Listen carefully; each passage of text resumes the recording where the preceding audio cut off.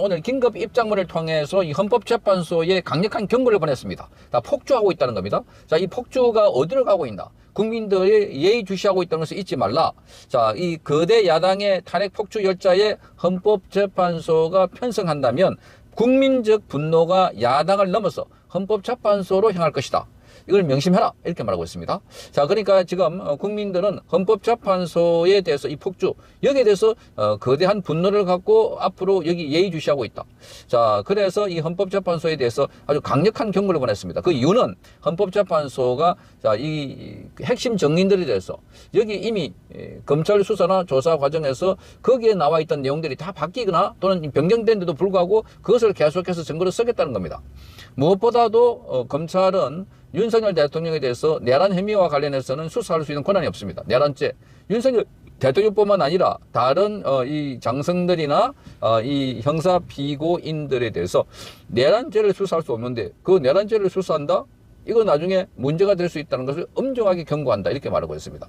그러니까 오늘 천재현 공보관이 자, 이 기자들이 의아한 가운데서도 이 물으니까 자, 그러니까 이 형사소송법 절차에 보면은 그 피고인들이 검찰에서 조사한 그걸 나는 인정하지 않겠다.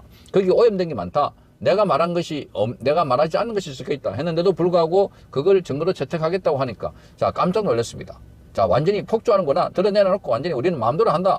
자, 이러니까 네 마음대로 해라. 자, 이런 식의 지금 이 성명서입니다. 그러니까 오늘 윤석열 대통령의 변호인단은 그 긴급 입장문은 완전히 기어이 폭주 열차에 편성하겠다는 것인가? 폭주 열차에 편성하겠다는 건가? 그러니까 완전히 지금 네 마음대로 한다. 그러니까 가만히 두지 않겠다. 국민들이 용서하지 않는다. 자, 이런 최후 통첩 내지는 최후 경고를 하고 있는 것으로 보입니다. 자, 형사소송 법칙의 전문 법칙의 예외를 인정하고 있는 것, 이런 것들이 지금 다 헌법재판소에서 하고 있다.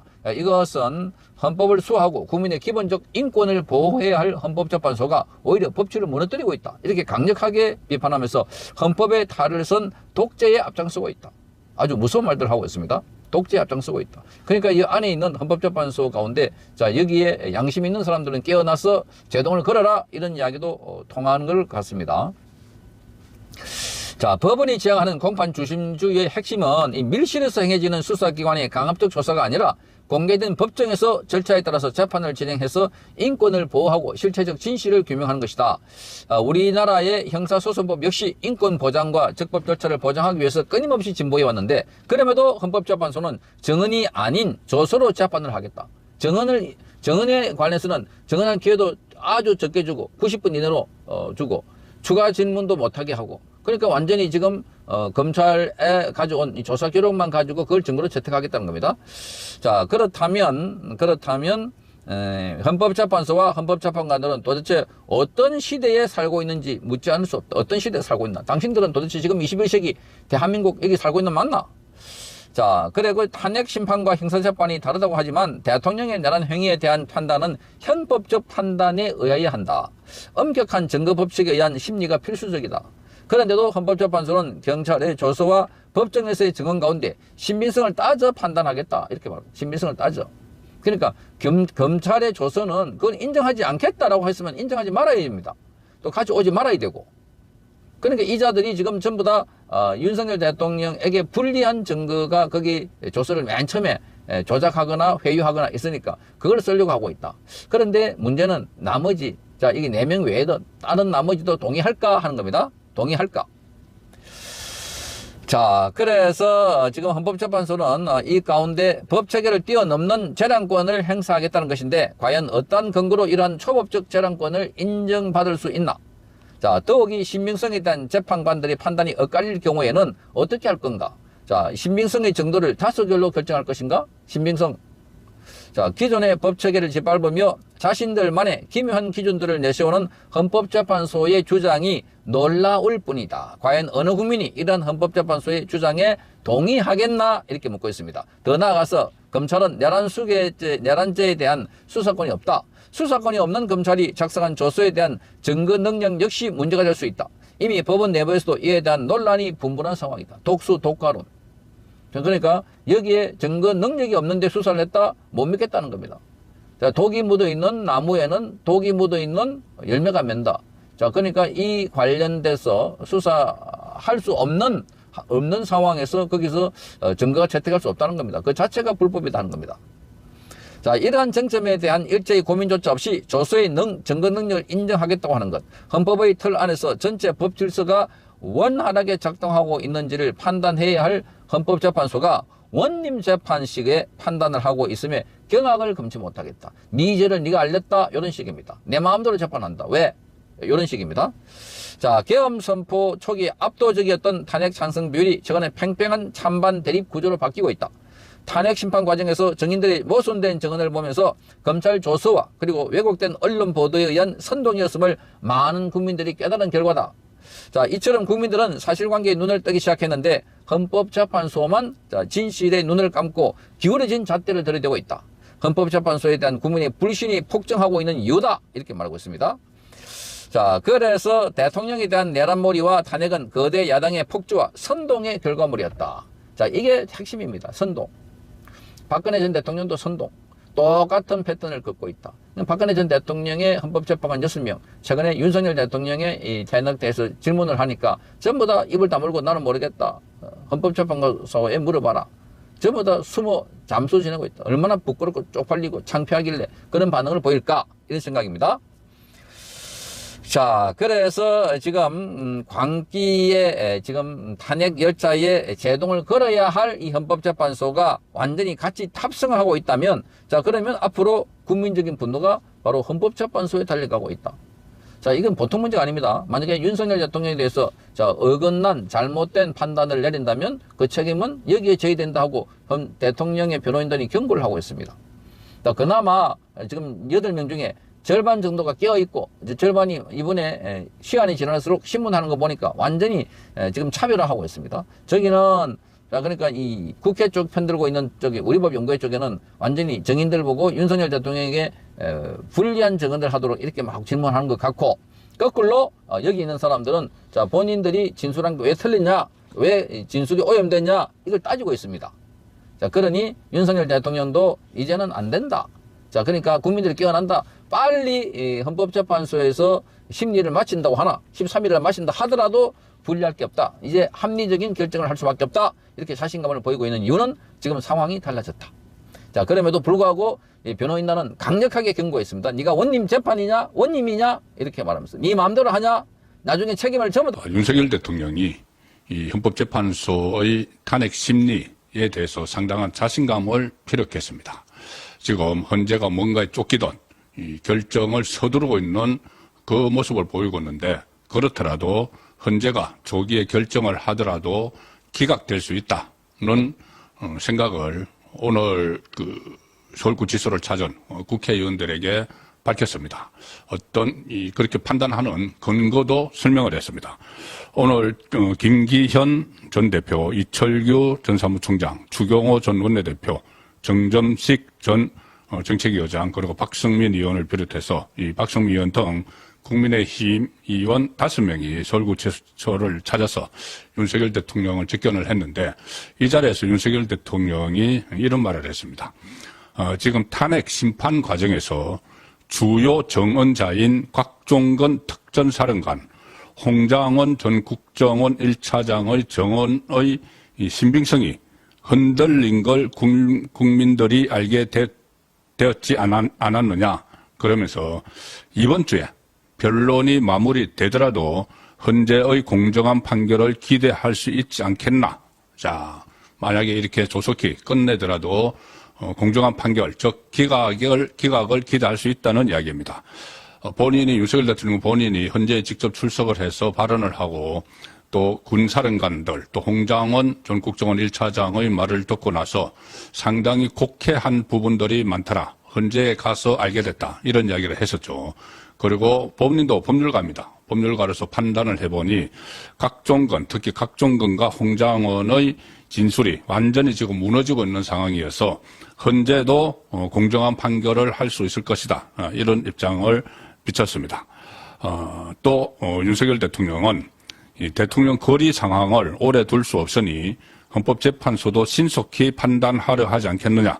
공정한 판결을 기대한다. 자, 일단 윤석열 대통령의 변호인들, 그리고 국민의힘에서는 이 헌재가 너무 속도를 내는 것이 수상하다. 뭔가에 쫓기듯 하고 있는데 그것이 결국은 이재명의 이 재판 일정과 맞물려서 이재명의 재판보다 빨리 결론을 내려서 조기 대선 전국을 조성하기 위한 것 아니냐 이런 그 지적을 하고 있죠. 실제로 그런 움직임들이 있습니다. 자, 그런데 윤석열 대통령은 그런 차원도 있지만은 어쨌든 이 대통령 거리 사항을 오래 둘 수가 없으니 현재도 불가피한 측면이 있을 것이다는 말을 하면서 이 상황에서도 기각 결정이 공정하게만 판결을 하면은 기각 결정이 나올 것이라는 그런 예상을 스스로 내놨다. 이렇게 볼 수가 있습니다. 또 오늘 이 5명 국회의원들을 만난 자리에서 국민들, 특히 청년들이 나라의 주인이라는 의식을 강하게 가지고 있다는 소식을 들어서 다행이다. 이렇게 이야기를 했습니다. 아마 그 여론조사에서 2030의 대통령 지지율이나 아니면은 탄핵에 반대하는 또 국민의힘에 찬성하는 여론이 높다 이런 측면도 있지만 특히 어제 동대구역 그 광장 집회에서 대규모 인원이 윤석열 대통령 탄핵 반대를 외쳤는데 그중에 2030들이 상당수 끼어 있었다. 이 내용이 오늘 또 정가의 화제처럼 되고 있습니다. 전체 어제 그 동대구역에 모인 인원, 자, 조선일보 일면 사진으로도 실었습니다. 제목은 정치의 광장화, 탄핵 반대 목소리도 확산, 이렇게 됐는데, 이게 동대구역 근처에 모인 이 탄핵 반대 목소리들입니다. 자, 경찰 추사는 5만이라고 했는데, 5만도 엄청난 것이죠. 5만 2천 명, 경찰 추산. 그런데 이것을 실제로 현지에서 발행되는 매일신문이 위성사진을 이렇게 찍어서 AI로 분석을 해보니까 한 15만 정도가 참석한 걸로 지금 예상이 되는 상황인데 이 집회에서도 그 2030이 상당수 많았다는 이 보도들이 오늘 화제가 되고 있는 상황입니다. 그리고 또 오늘 접견에서도 윤석열 대통령은 12.3 계엄 정당성에 대해서 재차 강조를 했다. 이번 계엄은 헌법에 정해진 범위 내에서 권한을 행사한 것이라는 설명을 했고 나라에 여러 가지 위기가 있다는 대통령의 판단에 기해 계엄이 이뤄졌다는 이야기를 했다. 그리고 그 과정에서 가장 중요한 것은 이것이 윤석열 대통령이 이야기하는 대로 경각심을 일깨우기 위해서인가 아니면 정말 실행을 하기 위해서인가 그 두 가지인데 실행을 하기 위해서였다고 초기에 홍장원 그리고 각종건 이 두 사람이 진술을 했었죠. 그래서 무슨 그 국헌문란, 폭동 이런 프레임이 씌워지면서 내란죄를 기정사실화하는 그런 분위기였는데 각종건 전 특전사령관이 이야기했던 국회의원 끌어내 이것은 지금 증거가 무너지고 그 정언의 신빙성이 무너지고 있습니다. 국회의원이라고 계속 이야기하다가 지금 국회의원이라는 말은 듣지 못했다. 그리고 윤석열 대통령이 이야기했다고 지시했다고 했다가 김용현 당시 국방부 장관이 이야기했다고 했다가 계속 바뀌고 있죠. 그리고 끌어낸지 빼낸지 끄집어낸지 계속 말이 바뀝니다. 그리고 누구를 이 부분에서도 뭐 인원, 요원, 국회의원 했다가 다시 또 인원 이렇게 바뀌고 있기 때문에 헌재가 제대로만 판단을 한다면은 이 부분에 대해서는 진술을 전부 다 탄핵을 해야 됩니다. 진술의 진위가 불분명하기 때문에 이 부분은 참고를 하면 안 되죠. 그리고 홍장원 전 국정원 1차장 정원도 신빙성이 완전히 흔들었습니다. 뭐 싹 다 잡아들여는 대상은 정치인이 아니고 간첩이었고 지시를 했을 때 그리고 이 홍장원 메모는 완전히 오염된 뭐 참모가 그 보좌관이 가피를 처음에 정서를 적었다고 했다가 또 들은 것을 그 박선원에게 이것을 쪽지를 건넸는데 박선원은 이 쪽지가 보좌관이 통화하는 내용을 듣고 적었다 이렇게 서로 말도 다르고 앞뒤가 안 맞는 그래서 오염된 이 쪽지 메모이기 때문에 체포 대상자 이야기입니다. 이 부분도 헌재가 제대로만 판단을 하면은 이걸 다 탄핵을 해서 증거 능력으로 삼으면 안 됩니다. 그러면은 기각될 가능성이 상당히 높아지는 것이죠. 아무리 헌재가 좌편향돼 있다고 하더라도 6명이 그 탄핵을 인용에 찬성하지 않으면은 기각됩니다. 이 상황 같으면은 국민도 다 지켜보고 있죠.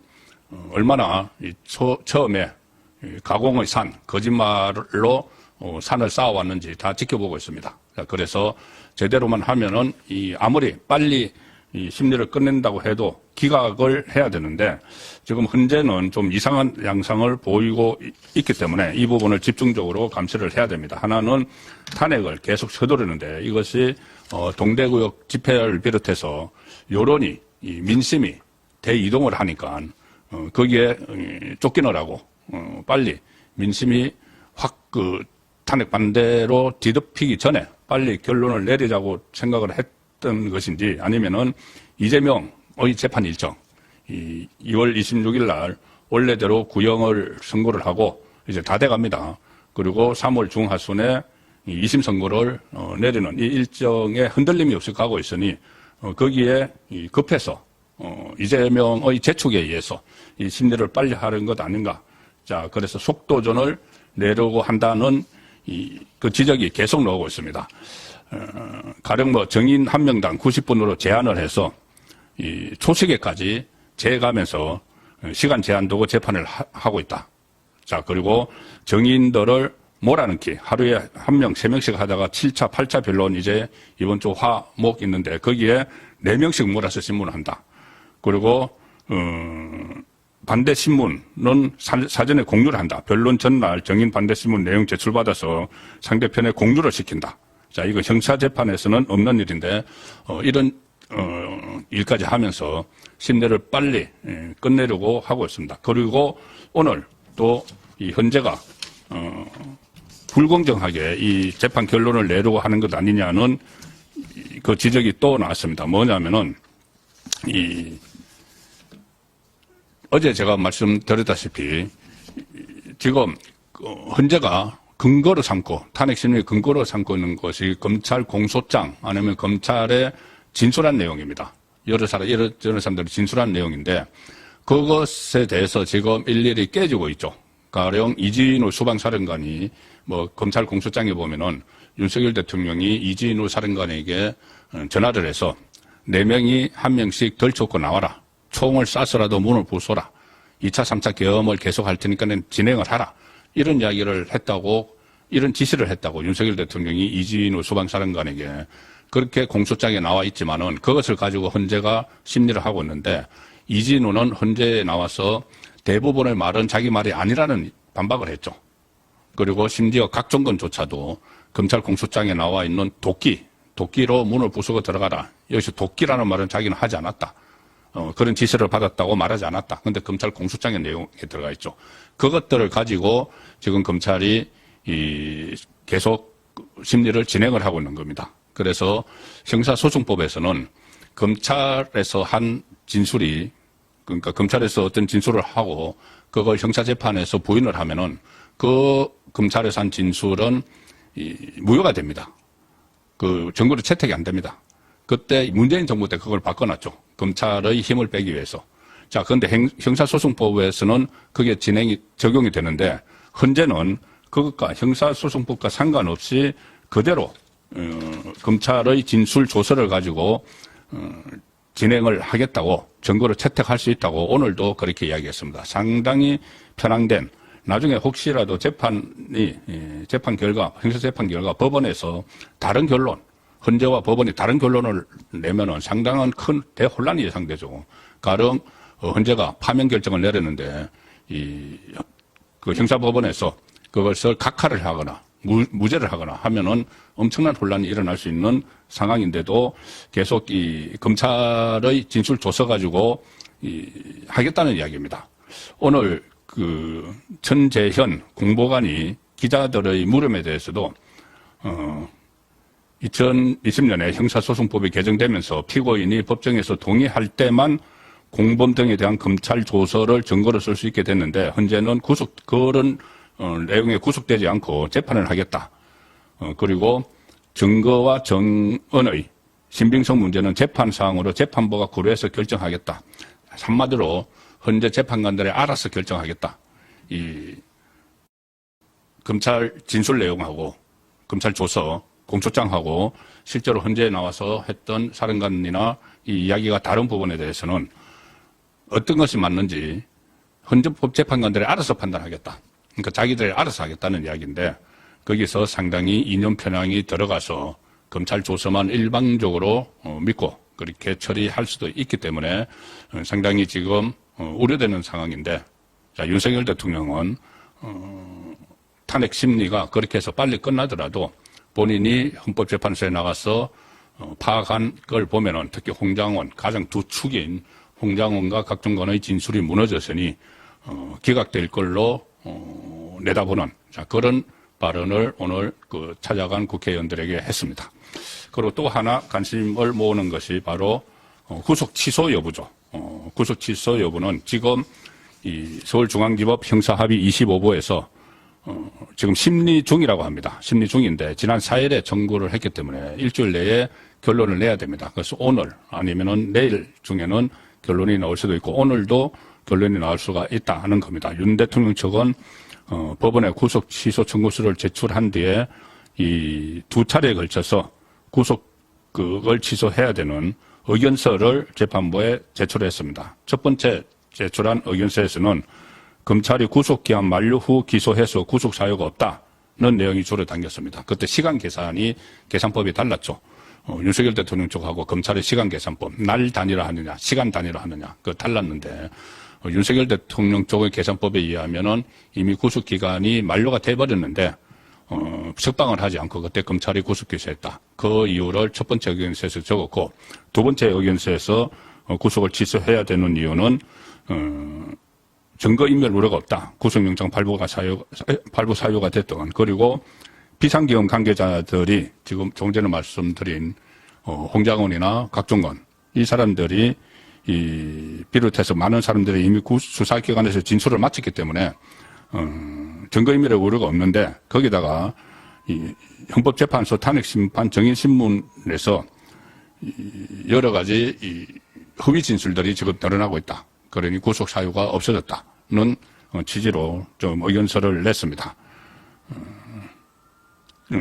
비상기업 관계자들의 초기 진술이 사실과 다르다.